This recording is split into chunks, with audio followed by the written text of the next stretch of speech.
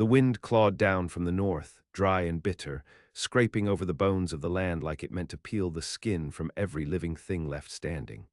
Sagebrush hunched low. The long grasses bowed and snapped. It was a lean spring in Palo Duro country, and the wind had the smell of old ash and deeper things buried. Ruth Calder's boots cracked against frostbitten earth as she checked the far pasture, her rifle slung loose in one hand, her shawl flapping behind her like the tail of a wounded bird. She walked with the gait of someone who once favored silence, someone used to watching for signs of violence in the twitch of a branch or the hush of crickets. A widow at 32, no children, no brothers, no more neighbors within a day's ride, just land, dry, ruthless land, and a cabin built by a man who no longer breathed. Lyle Calder had died foolish. He'd gone out after a rustler who turned out to be three. One of them shot him through the ribs and left him bleeding out in a dry creek not half a mile from the homestead. She'd found him by the trail of blood. He hadn't even fired once. After that, Ruth stopped believing in the weight of a man's name, stopped pretending the land gave a damn who it buried. She learned to trap. She learned to shoot better than Lyle ever had.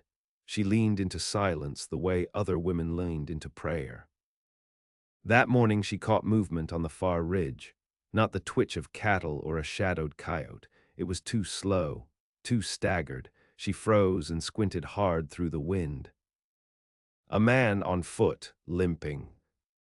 Her heart braced, her fingers curled tighter around the rifle stock. The figure collapsed midway down the slope, kicking up a spray of dirt and disappearing behind a fold of land. Ruth waited 5 minutes without breathing. Then she moved. Took her half an hour to reach him, and by then he was barely conscious, a shallow breath rising from his cracked lips. Blood had soaked through the left side of his deerskin shirt and hardened like tar. His right arm was bent wrong. His left leg had a gash so deep it showed pale bone through the torn hide of his leggings. His hair was black, long, matted with dirt and sweat. He wore nothing white, no badge, no cross, no boots either, only torn moccasins. His face was angular and young but carved with pain. Comanche. Ruth stood over him with the wind screaming at her back. Every instinct she had told her to leave him, to let the land finish what it started. He wasn't hers. He wasn't Lyle. He wasn't any part of the world she owed. But then his eyes opened.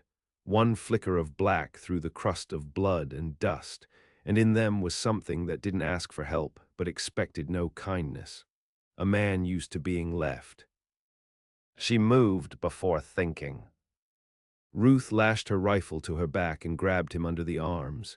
He groaned but didn't fight her, not that he could have. He was half a corpse already. She dragged him inch by inch back across the ridge, across rock and dust and wind-bitten grass. She didn't speak to him, didn't offer water, just kept going. By nightfall, they reached the cabin. Ruth hauled him inside and kicked the door shut. The fire was out, but coals still glowed beneath the ashes. She fed it cedar shavings and dry pine until flames licked up the soot-dark chimney. Then she laid him on the table, stripped his shirt with her knife, and began the work. Bullet wound high on the shoulder, clean shot but deep, looked like it hadn't been dressed. Infection was already setting in.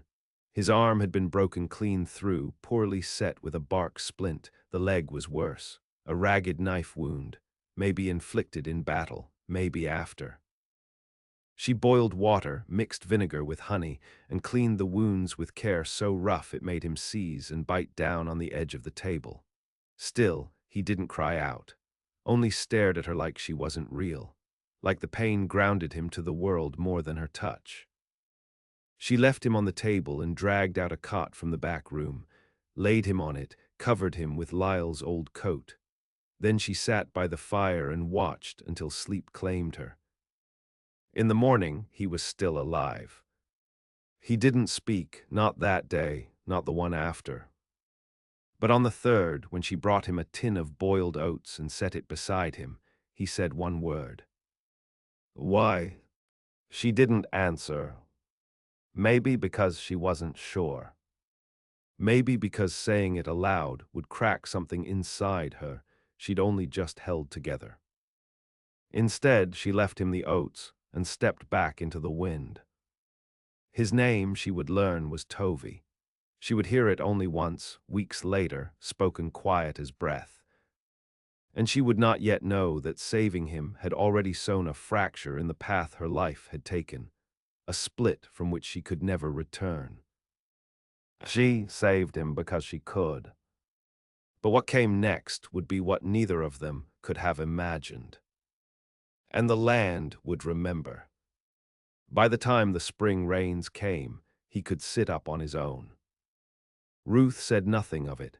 She noticed, of course. He shifted less in the night, stopped grinding his teeth when she cleaned the bandages, began watching the door like he half expected someone to come looking. But he stayed in the cot by the fire, week after week, as the scabs dried and the fever burned itself out. He didn't ask for his knife back. He didn't ask for anything. He ate what she brought, drank when she set the tin cup by his hand, and said only a few low words if she asked something plain. Tovey wasn't shy with silence, and Ruth didn't find herself uncomfortable inside it. She spent too long alone to fear quiet now.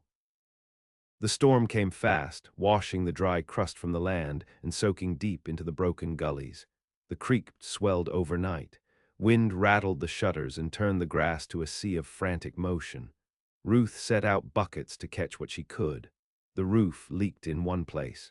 She stuffed it with a square of canvas and ignored the cold running down her back. Tovey asked her for flint and a knife, the first request he'd made. She watched him from the stove while he took a strip of jerky and shaved it down, careful and slow, into chewable bits. His right hand was still wrapped in tight cloth. She had reset the bones herself, 2 weeks after he arrived, with a carved splint and all her weight behind it. He never screamed, but she felt it echo through the bones of the cabin all the same. That night, while the wind howled outside and lightning cracked over the plains, he told her where he'd come from. He didn't give details, just enough. His band was south of the canyon, riding high from a raid that went wrong. Texans had come after them harder than expected, new rifles, scouts with dogs. Tovey had been caught on foot in a draw, took a round to the shoulder, lost his horse, and vanished into the scrub. She asked him what he'd done before the raid. He said he carved bows. She asked him why he hadn't died out there like the rest. He said nothing for a long time. Then I was meant to suffer. Ruth didn't flinch. There were things in the world that didn't answer to fairness. Her life had proven that well enough. He stayed through May, then into June. By then he was walking, slowly with a carved staff he'd made from one of her fence posts. His arm never quite straightened, and he held it close to his chest, stiff with pain. His leg, though, he worked it every morning, limping circles around the pasture, breathing hard through clenched teeth. He didn't ask her if he could stay. He didn't thank her, but he worked. Fixed the barn door, dug new post holes, cleaned out the root cellar where a family of snakes had made a home. Once she woke in the middle of the night and found him sharpening her spare axe, not using it, just working the edge with a stone and an old look in his eyes. She told him he didn't owe her anything. He said, "You made me live." One morning she found him watching the sun rise from the edge of her land, his bare feet planted in the cool dirt. He held her old telescope, the one Lyle had used to spot rustlers, and trained it on the northern ridges. "There's a rider out there," he said. "Too long on the trail, he ain't hunting game." She didn't ask how he knew, she just checked her rifle. He was right. That night a man came up the path, wore cavalry boots and a dust-worn coat. The way he walked, confident but listening too, told her he'd been here before.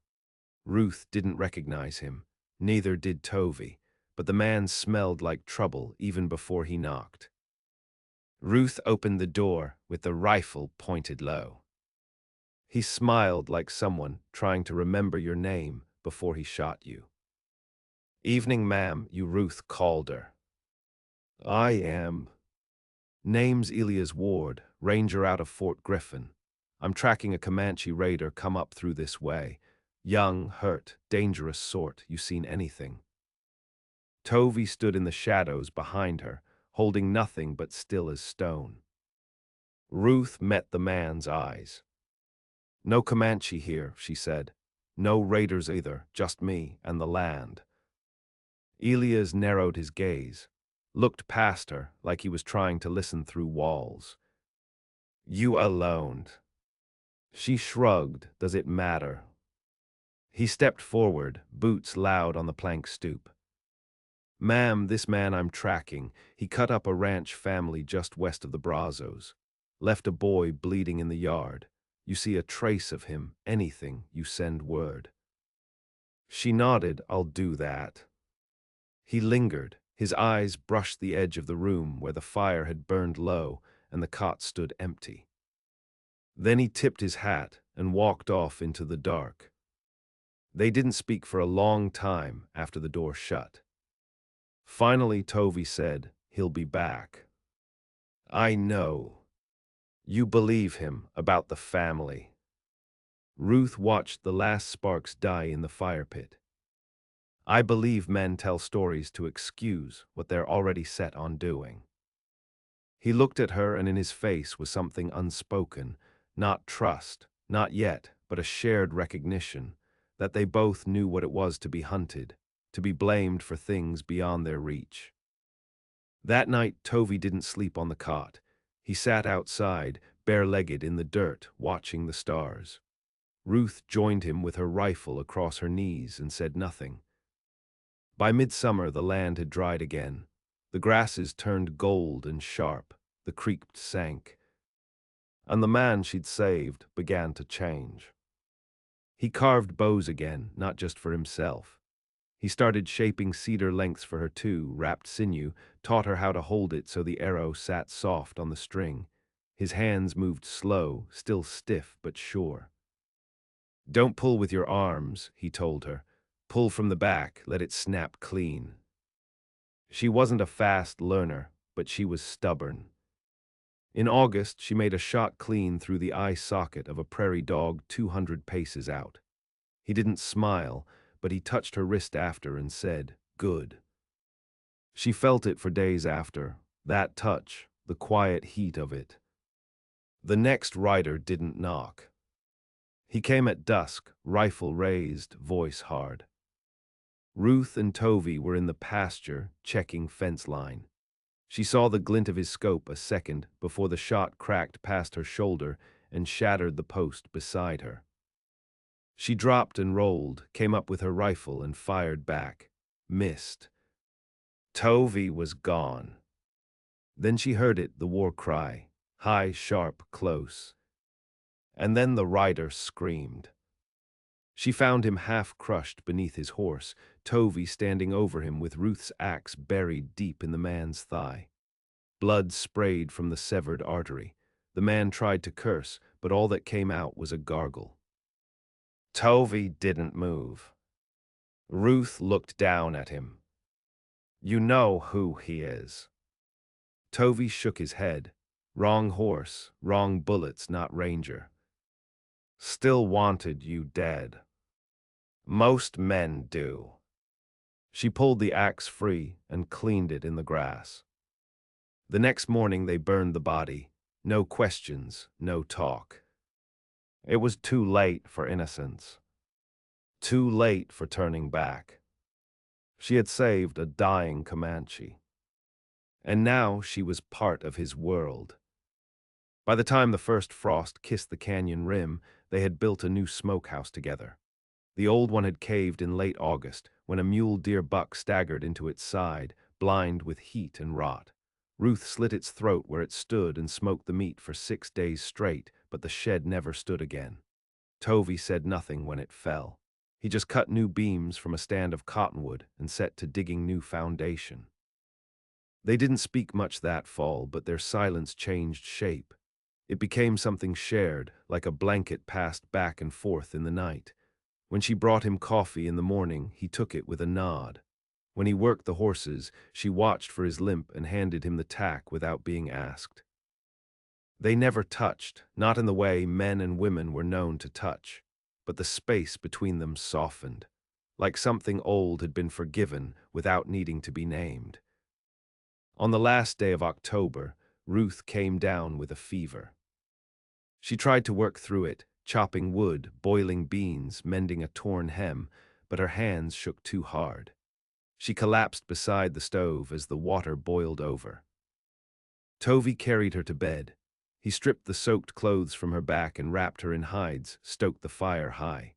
He boiled pine bark and sage, pressed cold cloth to her neck. When she moaned in her sleep, he answered her in his own tongue, quiet and steady, words like wind across hollow stone.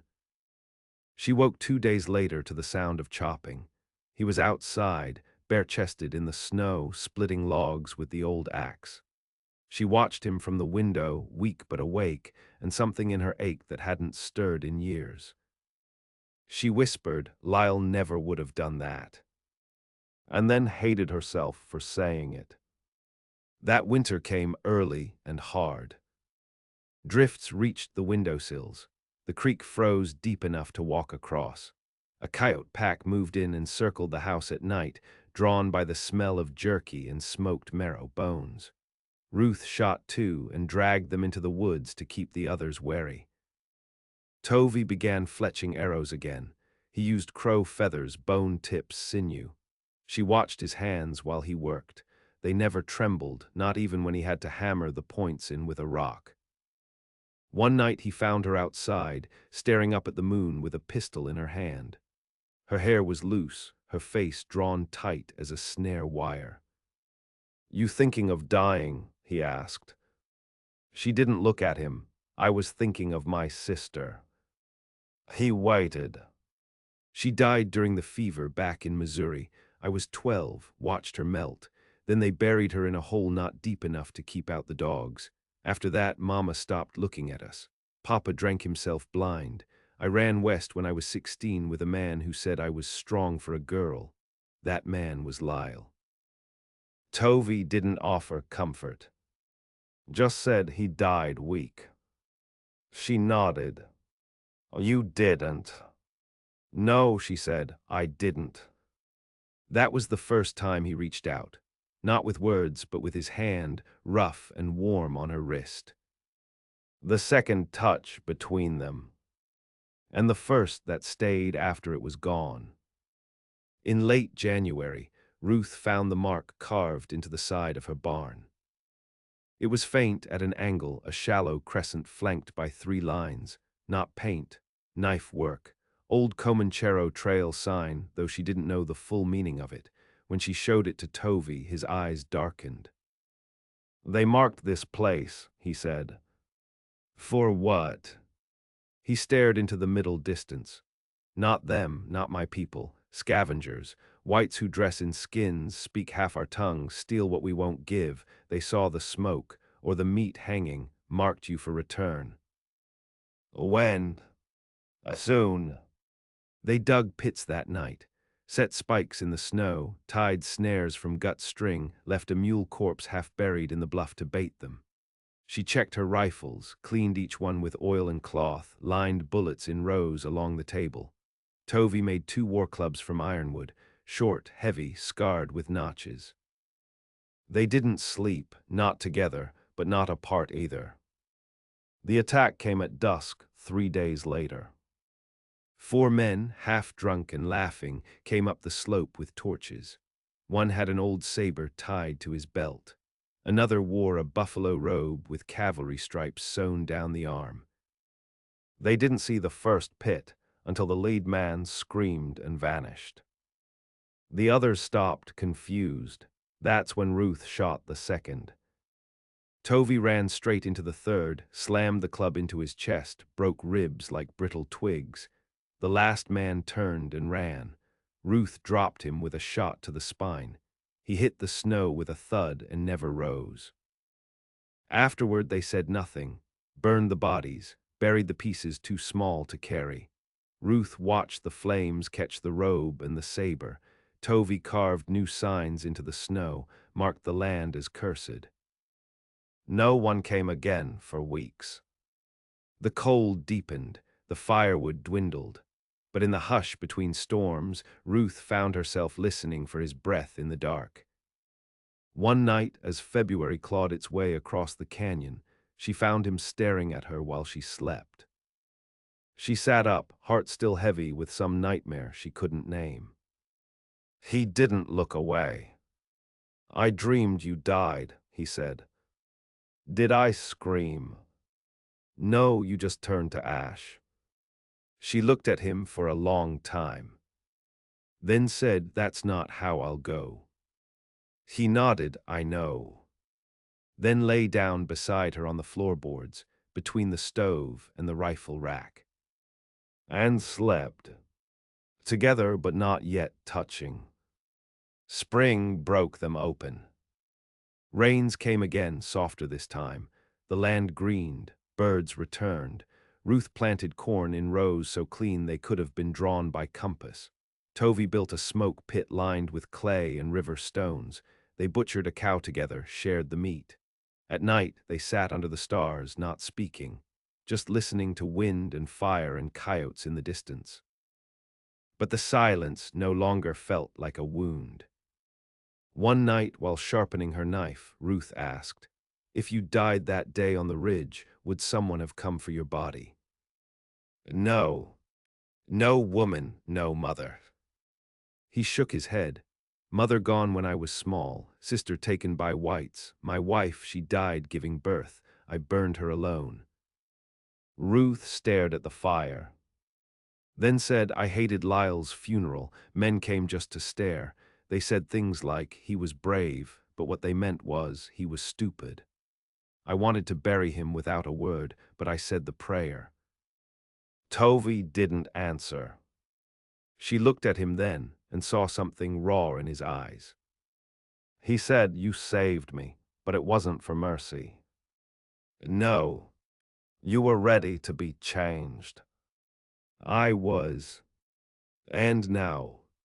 She reached out and took his hand, held it for the first time, skin to skin. Now I want to see what I become. That night they did not sleep apart. They did not speak much after, either. But the world was already remade between them. They left the cabin in mid-April, before the grasses dried and the storms came back. Not because they feared the land, but because the land no longer held everything they needed. Ruth packed the mule with dried meat, grain, seed, and a coil of rope. Tovey wrapped the rifles in hide and strapped them beneath the packs. They took only what they couldn't make again, left behind the rest. The cabin stood empty, silent, doors unlatched. She didn't lock it. Let it fall, she thought. Let the wind take it or the coyotes den in the walls. It had held her long enough. They rode west into the edge of Comanche, through the broken plains and juniper valleys, far past the places marked on white men's maps. Tovey led them along ghost trails and dry arroyos where even the birds quieted. Ruth learned to ride by the signs he taught, stone stacks, bone markers, trees carved with bloodwood resin. He was different out there. Not softer, sharper. He walked ahead of the mule, barefoot again, listening to the earth like it spoke to him. When they stopped, he gathered herbs she couldn't name and crushed them between his palms. At night, he spoke to the fire, not in English, not for her. The first place they stayed was a hollow cave beneath an overhang where bison had once bedded. He painted the wall with ash and animal fat, two figures standing apart at first. Then a third mark appeared, a bird above them. She asked him what it meant. He said, Watcher, every story has one. Later she asked, What's watching us? Tovey didn't answer. But the next day, they found a burned wagon hidden in the scrub. Still smoking. It had been attacked, no doubt. Maybe by raiders, maybe worse. Scorched canvas, a child's bonnet curled in the ash. Tovey found tracks circling out, a half-dozen horses, narrow hooves. Ruth knelt beside the remains and found two bullet casings with ranger marks. He said they were waiting. For what? To pin this on someone. They moved faster after that, rode at night, slept under cedar when they could. By May, they reached a village tucked in a bend of the Brazos, a half-forgotten place where Comanche elders still gathered for trade and story. Tovy's name meant something there, not respect, not yet, but recognition. A young hunter who hadn't died when he should have. A ghost returned. They gave Ruth wide berth at first. Pale woman, rifle shooter, not trusted. But one of the old women, called herself Nali, spoke English in sharp, dry syllables. She asked Ruth why she came. "I followed the man I saved," Ruth said. The old woman laughed like a snapping twig. "Then you're already in the story." They stayed there 2 weeks. Ruth learned how to stitch hides and treat saddle sores with pine tar. She helped butcher a wild hog and held a crying child through the heat of a fever. Tovy spoke less, but when he did, the young ones listened. His silence had weight now. His body had healed, but the limp remained. It gave his walk a rhythm, a tether to what had been broken. One night, a man rode into the village, not Comanche, skin like sunburnt bark, wore a coat stitched with Spanish buttons and a revolver tied high. He carried news from the south. Elias Ward had returned. With warrants, with scalp money. He named names, showed faces, drew a line across the dirt and said, "This far, no further." Tovy's name was first on the list. Ruth's name wasn't there, but the description was, white woman mid-30s, tall, carries a Spencer carbine, rides with outlaw breeds. They left the next morning, just ahead of the scouts. Took a westward route along the canyon rim, where dust storms rose like gods and the sun turned everything silver. Ruth's skin darkened, her hands grew calloused. She stopped thinking of the cabin, stopped dreaming of Lyle. She was someone new now. Tovy taught her how to track by scent, how to hear the bend of air over broken stone. He didn't touch her often, but when he did, it was with intent, not possession, not gentleness, something fiercer. As if touching her meant choosing life in a world that had no mercy for the living. On the 7th day, they found the scouts. 2 men, white in dust-covered blue coats. They sat at a cold fire, waiting. One wore Ruth's old shawl over his shoulders like a prize. She raised her rifle, but Tovy stopped her. "No bullets," he said. "What then? Let them see you." So she did. She walked into the firelight and met their eyes. They stood too fast, hands going for iron. But Tovy stepped out from behind her and raised the old war club. They hesitated. It was enough. Ruth spoke first. "You riding for Ward?" The older man spat. "You that widow?" "Not any more." The younger one blinked. "They said you turned savage." She smiled then, teeth bared like stone. "Not savage, free." "They didn't draw.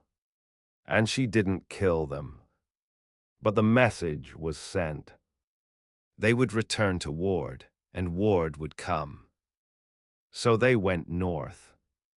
Into the high plains where winter never left, and the bones of old wars still lay half-buried in the dust. There, in the shadow of a scorched cottonwood, they built again. Not a home, not yet, but a place. A structure of stone and sod, a fire pit, a drying rack, a shelter with no doors. She made bullets by hand. He carved a bow taller than she was. At night they slept close, still and quiet, listening for boots in the dark. They trained each morning, fought in silence, sparred with knives and words. Each day Ruth grew leaner, harder, her eyes sharpened, her grip never wavered. She no longer dreamed of being saved. She dreamed of being the reckoning. Then one dawn, Tovy came to her holding a dead hawk. Shot clean through the breast, arrow still lodged. He looked at her. "Watcher's gone. She nodded and knew what came next. The first body they found was nailed to a tree. It hung limp, arms spread wide, boots missing. The face had been flayed, but the belt buckle glinted silver under dried blood. Tovey studied it with flat eyes, then climbed the ridge to scan the trail. Ruth knelt at the base of the tree. She counted the flies. 73 clustered tight in the open mouth. "Wasn't meant for fear," she said. "Meant as a message." Tovey didn't answer, but when he came down, he held a cartridge casing between two fingers, burnished brass, new issue. "Ward," he said. They buried the body in a hollow of the earth with no prayer, just soil, stones, and silence. The next night they slept in shifts. Elias Ward wasn't a man who hunted for justice. He hunted for legacy. He rode with a small group, 6 hardened men and one boy no older than 17, mean-eyed and eager. They called themselves cleansers. They made a name chasing Comanche down through the llano, bodies in ravines, teeth pulled for trophies. Ruth had heard their name once before the cabin, back when Lyle drank with men who bragged too much. Now they were near. Each day Ruth and Tovey moved, not away but across, drawing lines, setting traps. They poisoned a well, burned a blind, left false trails into the stone teeth of the high pass. She carved warnings in trees in the old tongue Tovey had taught her. He laughed when he saw one, woman with claws. It was no longer survival. It was invitation. They chose the final ground carefully. A ravine choked with mesquite, just wide enough for horses but no place to turn. Slopes lined with shale and brush. A single path through, sharp and narrow. Ruth laid wire, Tovey placed stakes. They waited 2 days in the cold, breath still, hearts quieter than wind. They came at dusk, as Ruth expected. 6 horses, 5 men, 1 boy. The lead rider, Ward, wore black gloves and a coat lined with silver buttons. His face had the calm of a butcher before the swing. Ruth saw him in her scope, the jaw, the smile that didn't reach the eyes. She waited until he passed the second stake. Then fired.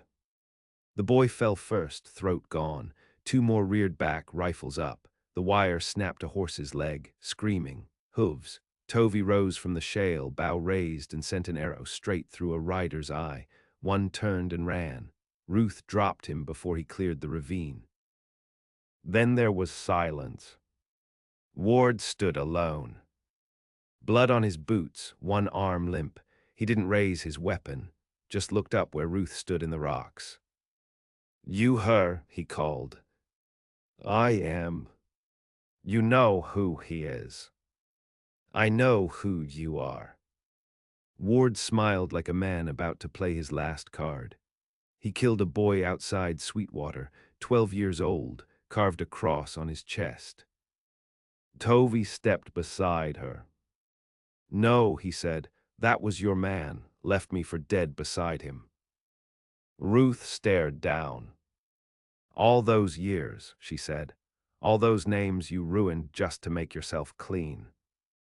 Ward's smile didn't falter. "The country needs a story. I just give them one worth following." She fired, hit him in the hip. He dropped, howling, scrambling for his revolver. Tovey jumped from the rocks, landed hard, war club drawn. Ward managed one shot, missed. Then Tovey swung once, a crack, a spray of bone. Ward went still. Ruth climbed down slow. She stood over what was left of the man who'd hunted them. Then reached into his coat and pulled out the ledger. Names, dates, trophies. She burned it in the fire that night, every page. They didn't speak. There was no celebration, no kiss. Just the fire, the stars, the smell of ash on wind. In the morning, Ruth walked to the ridge and watched the sky pink with early light. Below, the canyon stretched wide, rimmed with thorn and memory. Tovey came behind her, said nothing. She turned. I'm not going back, she said. I know. What are we now? He looked at her long, then said, unfinished. They buried Ward in a hollow with no marker. By summer, no one remembered his name. But stories spread of a pale woman with a bow on her back and a Comanche ghost at her side. They said she hunted men who hunted others, that she came from the canyon, and if she looked at you long enough, your past rose to meet you. And Ruth, once a widow on dying land, now carved her own path. Not in grief, but in blood and fire. She became the Watcher, and the land remembered her name.